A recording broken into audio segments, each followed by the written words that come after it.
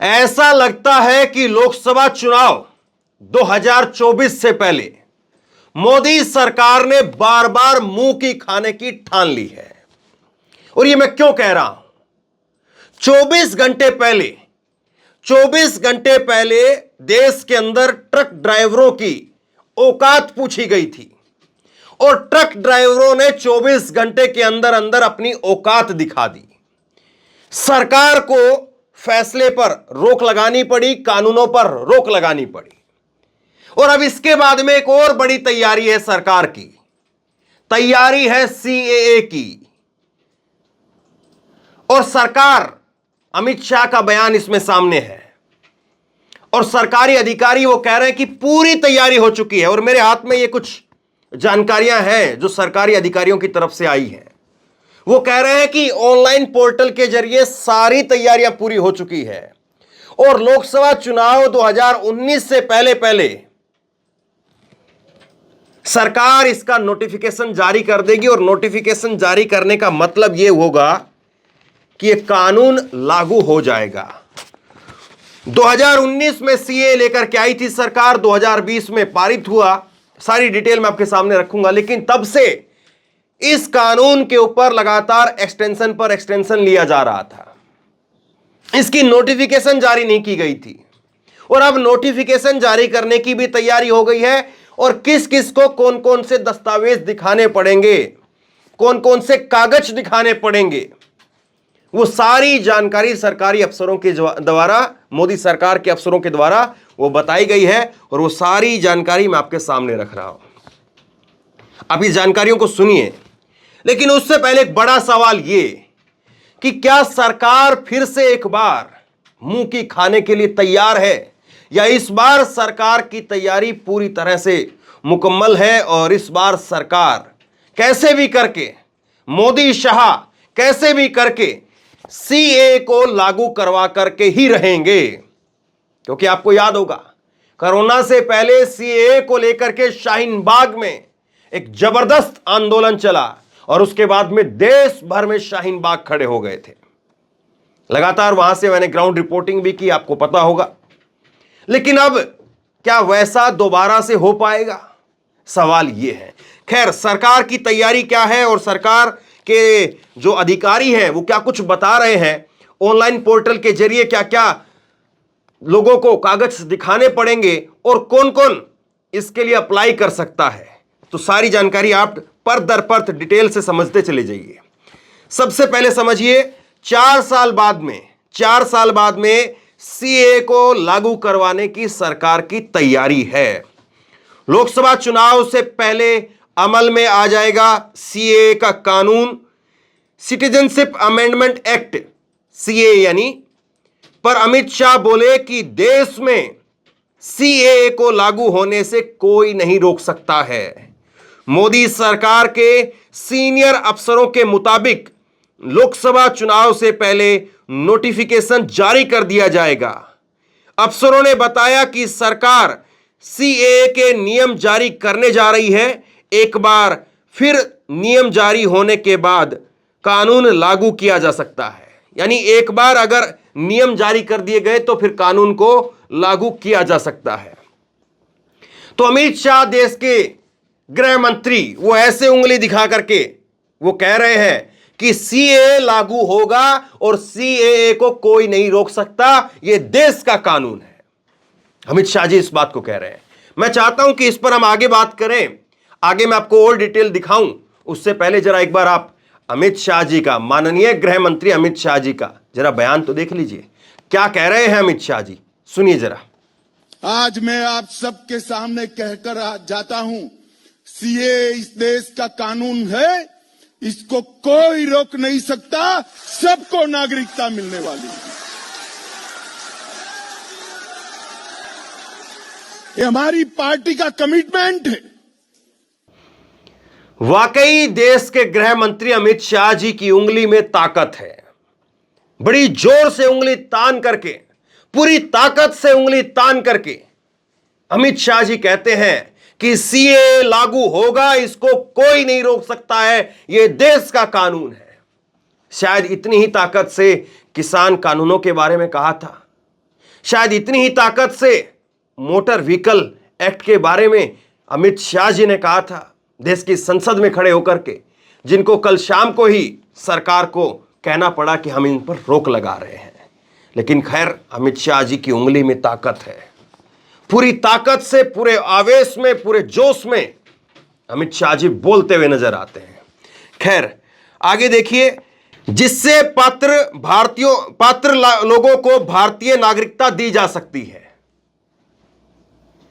अब यह सीए के जरिए भारत की जो नागरिकता है वो दी जाएगी। और किन किन को दी जाएगी?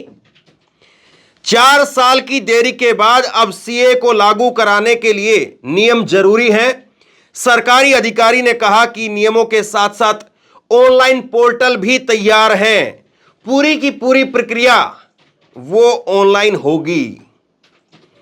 आवेदकों को यह बताना होगा कि जब उन्होंने दस्तावेजों के बिना प्रवेश किया था वो साल कौन सा है। आवेदकों को वो साल बताना होगा जब उन्होंने बिना दस्तावेजों के भारत में प्रवेश किया था। सरकारी अफसर ने कहा कि कोई आवेदक से कोई दस्तावेज नहीं मांगे जाएंगे। समझिए जरा क्या मतलब है इसका। सरकारी अधिकारी वो इस बात को कह रहे हैं कि पूरी प्रक्रिया तैयार कर ली गई है, ऑनलाइन प्रक्रिया होगी। ऑनलाइन प्रक्रिया के जरिए कोई भी व्यक्ति वो भारत की नागरिकता के लिए अप्लाई कर सकता है और उसके लिए उससे कोई कागज नहीं मांगे जाएंगे। उसको केवल यह बताना होगा कि किस साल के अंदर वो भारत में आया था। कागज उससे नहीं मांगे जाएंगे।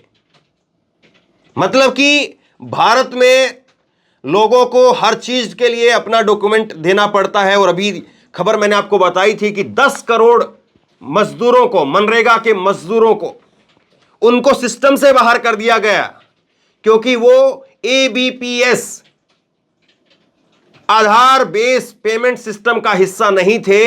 इसलिए 10 करोड़ मजदूरों को सरकार बाहर कर देती है। लेकिन जो बाहर दूसरे मुल्क के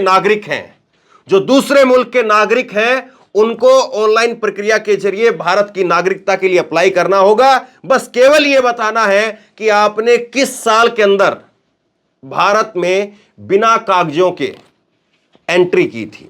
भारत में बिना कागजों के आप आए थे। सरकारी अधिकारी कह रहे हैं कि जो अप्लाई करने वाला आदमी होगा, यानी जो बाहर का मुल्क का आदमी है जिसको भारत की नागरिकता चाहिए, उससे कोई दस्तावेज नहीं मांगे जाएंगे। ऐसी जब बातें मैं पढ़ता हूं, ऐसी जब बातें मैं देखता हूं तो मैं 2-2 बार देखता हूं कि कहीं गलत तो नहीं बोल रहा हूं। खैर, 2019 में कानून पास हो गया था। इस कानून के तहत बांग्लादेश, पाकिस्तान और अफगानिस्तान से 31 दिसंबर 2014 तक भारत में आए प्रताड़ित गैर मुस्लिमों, हिंदू, सिख, जैन, बौद्ध, पारसी, ईसाई, मुस्लिम नहीं है साहब, बाकी उसके अलावा हिंदू भी है, सिख भी है, जैन भी है, बौद्ध भी है, पारसी भी है, ईसाई भी है, 7 धर्म है बाकी, लेकिन मुस्लिम नहीं है। उनको भारत की नागरिकता दी जाएगी। गैर मुस्लिम जो भी रहेगा, यानी अगर कोई व्यक्ति कहता कि मैं नास्तिक हूं, लेकिन अगर वो मुस्लिम है तो फिर क्या करेंगे? जन्मजात जो है वो, मतलब कि उसने जन्म मुस्लिम परिवार में लिया और वो कहता है कि मैं अब नहीं मानता हूं, नास्तिक हूं, तो उसको क्या होगा वो मालूम नहीं। लेकिन बाकी हिंदू, सिख, जैन, बौद्ध, पारसी और ईसाई, इनको भारत की नागरिकता दी जाएगी। दिसंबर 2019 में संसद में सीएए पारित किया गया था। कानून पारित होने और राष्ट्रपति की मंजूरी मिलने के बाद देश में बड़े पैमाने पर विरोध प्रदर्शन हुए थे। आपको याद होगा जगह जगह किस तरह से शाहीन बाग बने थे और उन शाहीन बाग की औरतों को क्या कहा गया, और बाद में उन शाहीन बाग की औरतों ने अपने प्रदर्शन के बलबूते पर दुनिया के सबसे बड़े लोकतांत्रिक देश में इतना बड़ा प्रदर्शन बिना अहिंसा के चलाया। इसके लिए उनको बाकायदा खिताबों से नवाजा गया। लेकिन भारत में कुछ अंधभक्तों की ब्रिगेड ने, भारत में कुछ अंधभक्तों की टोली ने, कुछ चाटुकारों ने, कैसे उन बूढ़ी बुजुर्ग महिलाओं के लिए, उन बुजुर्ग मुस्लिम महिलाओं के लिए क्या क्या अनाप शनाप बातें कही, आपको पता होगा, आपको याद होगा। जरा याद करिए, 500 रुपए में बिकाऊ औरतें और भी गंदी गंदी टिप्पणियां, हिलती हुई कारें, इस तरह के जो फोटो थे, मीम थे, कार्टून थे, वो बनाए गए थे। और शाहीन बाग की औरतों को फिर ना जाने क्या क्या कहा गया था। अब सुनिए जरा, 2020 से लिया जा रहा है एक्सटेंशन। 2019 में कानून पास हो गया था, लेकिन सरकार विरोध प्रदर्शन के चलते इस कानून को लागू नहीं करा पाई थी, और 2020 से लगातार इस पर एक्सटेंशन लिया जा रहा है। एक्सटेंशन का मतलब यह है कि उसमें और आगे समय मांगा जाता रहा। संसदीय प्रक्रियाओं की नियमावली के मुताबिक किसी भी कानून के नियम राष्ट्रपति की सहमति के 6 महीने के भीतर तैयार होने चाहिए। यानी राष्ट्रपति ने साइन कर दिया तो उसके 6 महीने के अंदर अंदर उस कानून को लेकर के जो नियम है वो तैयार हो जाना चाहिए। ऐसा ना होने पर लोकसभा और राज्यसभा में अधीनस्थ विधान समितियों से विस्तार की मांग की जानी चाहिए। मतलब कि फिर अगर ऐसा आप नहीं करते हैं तो लोकसभा में और राज्यसभा में आपको ये कानून आगे बढ़ाए जाएं, इसके लिए मांग वहां पर अपनी रखनी पड़ती है। सीए के केस में 2020 से गृह मंत्रालय नियम बनाने के लिए संसदीय समितियों से नियमित अंतराल में एक्सटेंशन लेता रहा है। तो मतलब कि गृह मंत्रालय लगातार इस सीए कानून को लेकर के लगातार एक्सटेंशन लेता रहा, लगातार समय बढ़वाता रहा। जो 6 महीने का टाइम पीरियड होता है, 6 महीने के अंदर जो नियम बनाने होते हैं कानून को लेकर के, उसको लगातार बढ़वाया जाता रहा। 9 राज्यों के डीएम को यह ताकतें दी गई हैं। 9 अलग अलग राज्य, उनके डीएम को ताकतें दी गई है। क्या ताकत है जरा देखिए। पिछले 2 साल में 9 राज्यों के 30 से अधिक जिला मजिस्ट्रेटों यानी डीएम और गृह सचिवों को नागरिकता अधिनियम 1955 के तहत अफगानिस्तान, बांग्लादेश और पाकिस्तान से आने वाले हिंदुओं, सिखों, बौद्धों, जैनियों, पारसियों और ईसाइयों को भारत की नागरिकता देने की शक्ति दी गई है। मतलब कि जब यह कानून लागू नहीं था तब भी 9 अलग अलग राज्य, और वो राज्य कौन से आगे मैं आपको बताता हूं, 9 अलग अलग राज्यों के डीएम को इस बात की शक्ति प्रदान की गई थी कि वो चाहे तो पाकिस्तान से, बांग्लादेश से और अफगानिस्तान से आने वाले गैर मुस्लिम, जिसमें हिंदू हैं, जिसमें सिख हैं, बौद्ध हैं, पारसी हैं, जैनी हैं, ईसाई हैं, उनको भारत की नागरिकता डीएम दे सकते हैं। ये जो है वो प्रावधान ये उनके लिए निकाला गया। और गृह मंत्रालय की रिपोर्ट, गृह मंत्रालय की 2021-22 की वार्षिक रिपोर्ट के मुताबिक 1 अप्रैल 2021 से 31 दिसंबर 2021 तक पाकिस्तान, बांग्लादेश और अफगानिस्तान के इन गैर मुस्लिम अल्पसंख्यकों के कुल 1414 विदेशियों को भारत की नागरिकता दी गई। जिन राज्यों में पाकिस्तान, बांग्लादेश, अफगानिस्तान के गैर मुस्लिम अल्पसंख्यकों को नागरिकता दी गई है वो राज्य हैं गुजरात, राजस्थान, छत्तीसगढ़, हरियाणा, पंजाब, मध्य प्रदेश, उत्तर प्रदेश, दिल्ली और महाराष्ट्र। ये राज्य हैं जिनके अंदर बाहर से आने वाले गैर मुस्लिम विदेशियों को भारत की नागरिकता दे दी गई।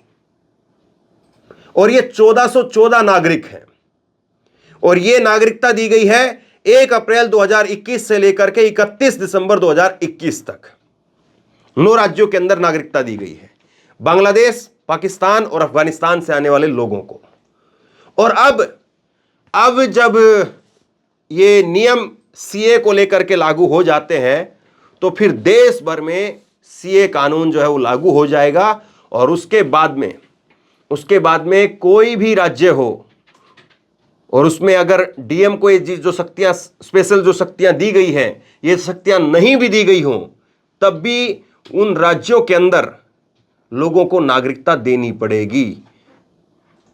अब सोचिए जरा, ये जो सीए को लेकर के जो अभी उफान हम देख रहे हैं, ये क्या चुनाव के लिए किया जा रहा है? कांग्रेस नेता अगर सुरेंद्र राजपूत की माने तो ऐसा ही किया जा रहा है। उनकी तरफ से बयान दिया गया है कि हार के डर से भाजपा चुनाव को सांप्रदायिक करना चाहती है क्या? सीए का बिल अगर बिना चर्चा के लेकर के आए तो उसका हाल भी हिट एंड रन वाला ही होगा।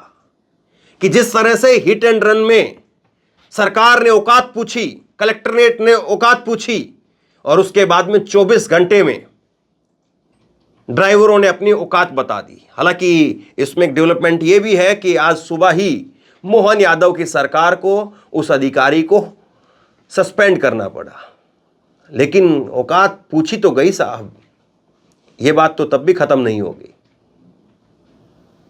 और इसी को लेकर के, सीए को लेकर के प्रियांक खड़गे, मल्लिकार्जुन खड़गे के बेटे प्रियांक खड़गे, कर्नाटक सरकार में मंत्री, कांग्रेस के नेता, वो कह रहे हैं कि अमित शाह शायद स्वतंत्र भारत के सबसे अक्षम गृह मंत्री हैं। उनके पास में सीए पर टिप्पणी करने और अपने बेटे को अहमदाबाद में क्रिकेट मैच का संचालन करते देखने का समय है, लेकिन वह मणिपुर पर टिप्पणी नहीं करना चाहते हैं या संसद सुरक्षा उल्लंघन के मुद्दे पर टिप्पणी नहीं करना चाहते हैं। विषय को भटकाने की कोशिश करने की बजाय उन्हें हमें सूचित करना चाहिए कि जांच किस ओर जा रही है, यह प्रियांक खड़गे ने कहा है। अब सवाल यह है कि क्या वाकई बीजेपी की सरकार, मोदी साहब की सरकार, अमित शाह जी वो इतनी हिम्मत दिखा पाएंगे कि सीए को लागू कराएं? या सरकार अब समझ रही है, परिस्थितियां बदल रही हैं और सरकार कोई खतरा ज्यादा अब लेना नहीं चाहती चुनाव से पहले, क्योंकि अभी अभी ताजा एक जगह पर सरकार की जीभ जली है, क्योंकि सरकार के ऊपर आरोप यह है कि सरकार ने बिना चर्चा के, विपक्ष से बिना चर्चा के और जो स्टेक होल्डर हैं उनसे बिना चर्चा के सरकार ने एक कानून लागू करने की कोशिश की और उसके बाद में जनता सड़कों पर आ गई। तो क्या अब दूसरी बार सरकार उसी मुसीबत में अपना पैर डालने जा रही है? और क्या इसके बाद में जो किसान आंदोलन, किसान भी 13 फरवरी को ही, अगले महीने 13 फरवरी को दिल्ली आ रहे हैं, तो क्या सरकार चाहेगी कि एक तरफ किसान दिल्ली में बैठ जाएं, एक तरफ अल्पसंख्यक बैठ जाएं, एक तरफ भारत यात्रा चलेगी? तो कैसे जो है वो मोदी साहब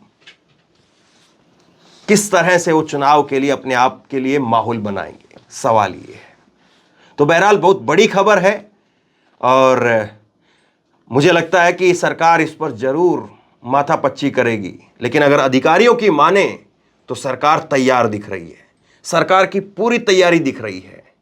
तो क्या ये तैयारी इस कानून को लागू करवाने की है और सरकार हर हाल में सीएए को लागू करवा करके रहेगी? जिस तरह से अमित शाह ऐसे ऐसे ऐसे उंगली कर रहे हैं, तो वाकई इस बार वो इसको लागू करवा करके रहेंगे या एक बार फिर से मोदी शाह की सरकार को मुंह की खानी पड़ेगी? आपकी राय क्या है?